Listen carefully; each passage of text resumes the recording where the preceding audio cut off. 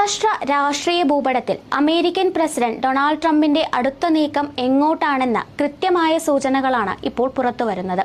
ഇറാനുമായുള്ള സംഘർഷങ്ങൾക്ക് പിന്നാലെ ട്രംപ് ലക്ഷ്യമിടുന്നത് ക്യൂബയെയാണെന്ന് വ്യക്തമാക്കി കഴിഞ്ഞു.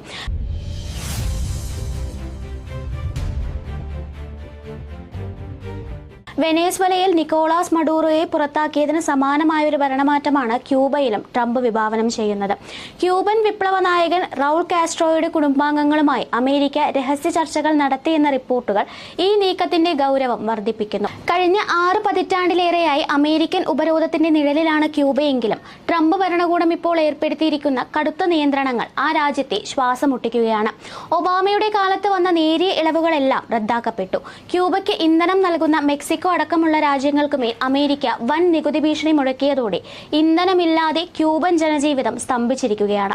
ആശുപത്രികളുടെ പ്രവർത്തനം താറുമാറാവുകയും വാഹനങ്ങൾ നിരത്തിലിറങ്ങാൻ കഴിയാത്ത അവസ്ഥ വരികയും ചെയ്തതോടെ ക്യൂബൻ സമ്പദ് വ്യവസ്ഥ തകർച്ചയുടെ അരികിലാണ്. ക്യൂബൻ വംശജരായ അമേരിക്കക്കാർക്ക് തങ്ങളുടെ മാതൃരാജ്യത്തേക്ക് മടങ്ങാൻ കഴിയുന്നൊരു സാഹചര്യം ഉടൻ ഉണ്ടാവുമെന്ന ട്രംപിന്റെ പ്രഖ്യാപനം ഈ ഭരണമാറ്റ നീക്കത്തിന്റെ ആത്മവിശ്വാസമാണ് പ്രകടമാക്കുന്നത്.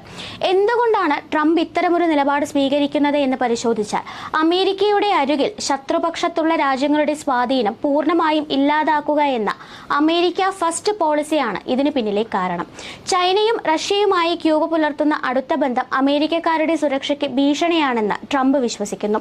ലാറ്റിൻ അമേരിക്കൻ രാജ്യങ്ങളിൽ സോഷ്യലിസ്റ്റ് ഭരണകൂടങ്ങളെ മാറ്റി അമേരിക്കൻ അനുകൂല ലിബറൽ ജനാധിപത്യം കൊണ്ടുവരുന്നത് വഴി മേഖലയിലെ സമ്പൂർണ്ണ ആധിപത്യം ഉറപ്പിക്കാനാണ് അദ്ദേഹം ശ്രമിക്കുന്നത്.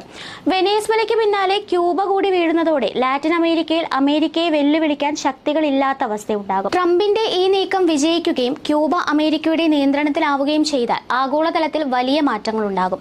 ശീതയുദ്ധകാലം മുതൽ നിലനിന്നിരുന്ന ഒരു പ്രത്യയ ശാസ്ത്ര പോരാട്ടത്തിന്റെ അന്ത്യമായിരിക്കും ഇത്. ലോകത്ത് അവശേഷിക്കുന്ന ചുരുക്കം ചില കമ്മ്യൂണിസ്റ്റ് ഭരണകൂടങ്ങളിൽ ഒന്ന് ഇല്ലാതാകുന്നത് മറ്റ് ഇടതുപക്ഷ രാജ്യങ്ങൾക്ക് വലിയ തിരിച്ചടിയാകും. എന്നാൽ ഇതിന്റെ മറുവശത്ത് അമേരിക്കൻ കോർപ്പറേറ്റുകൾക്ക് ക്യൂബയിലെ വിപണിയും വിഭവങ്ങളും തുറന്നു കിട്ടുകയും കരീബിയൻ മേഖലയിൽ അമേരിക്കയുടെ സൈനിക സാമ്പത്തിക ശക്തി വർദ്ധിക്കുകയും ചെയ്യും. എങ്കിലും പരമാധികാരമുള്ള ഒരു രാജ്യത്തെ ഭരണകൂടം അട്ടിമറിക്കുന്നത് അന്താരാഷ്ട്ര തലത്തിൽ വലിയ നയതന്ത്ര തർക്കങ്ങൾക്കും റഷ്യയുമായുള്ള ബന്ധം കൂടുതൽ വഷളാകാനും കാരണമായേക്കാം. ക്യൂബയെക്കുറിച്ച് ചുരുക്കത്തിൽ പറഞ്ഞാൽ കരീബിയൻ കടലിലെ ഒരു ദ്വീപ് രാഷ്ട്രമാണിത്. 1959 ഫിദൽ കാസ്ട്രോയുടെ നേതൃത്വത്തിൽ നടന്ന വിപ്ലവത്തിലൂടെയാണ് ക്യൂബ ഒരു സോഷ്യലിസ്റ്റ് രാജ്യമായി മാറിയത്. മെച്ചപ്പെട്ട ആരോഗ്യ വിദ്യാഭ്യാസ സംവിധാനങ്ങൾക്ക് ലോകപ്രശസ്തമാണ് ഈ ചെറിയ രാജ്യം. അമേരിക്കയുടെ തൊട്ടടുത്ത് സ്ഥിതി ചെയ്യുന്നതിനാൽ തന്നെ ക്യൂബയിലെ രാഷ്ട്രീയ മാറ്റങ്ങൾ എപ്പോഴും വാഷിംഗ്ടനെ അസ്വസ്ഥമാക്കാറുണ്ട്. ഇപ്പോൾ ട്രംപ് പ്രഖ്യാപിച്ചിരിക്കുന്ന ഈ പുതിയ അടുത്ത ഉന്നം ക്യൂബയുടെ ചരിത്രത്തെ എങ്ങനെയൊക്കെ മാറ്റി എഴുതുമെന്നതാണ് ലോകം ഉറ്റുനോക്കുന്നത്. News desk India mirror.